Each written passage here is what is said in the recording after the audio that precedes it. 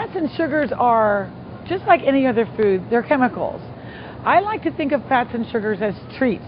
They're not necessarily good or bad, they're treats.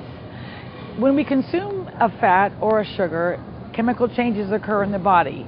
It's all about understanding when this nutrient is taken into my mouth, it's going to go into my cells. What kind of impact is that nutrient going to have on my cells?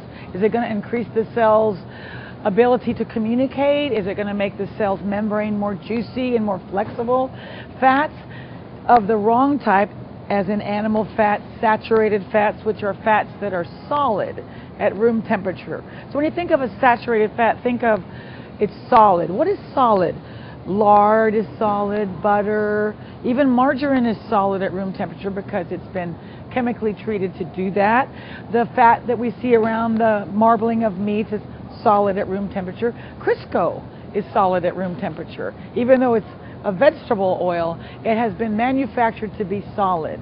Those solid fats of an excessive nature get into the cell and sort of clog up the cell membrane, making the cell less efficient at communicating vital information to a sister or a daughter cell. If that communication is altered or muffled, then that cell is not going to possibly reproduce itself in a correct manner.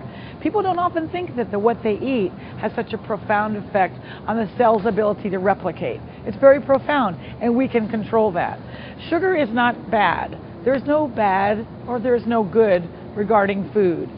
The object of the game is to look at the food as, is the food item I'm about to eat meeting my goal?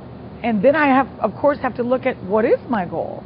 If my goal is to reduce risk of cancer initially or to reduce risk of recurrence, then if I choose to accept the assignment, I'm going to look at the food item and go, is this item I'm about to consume going to bring me to that goal?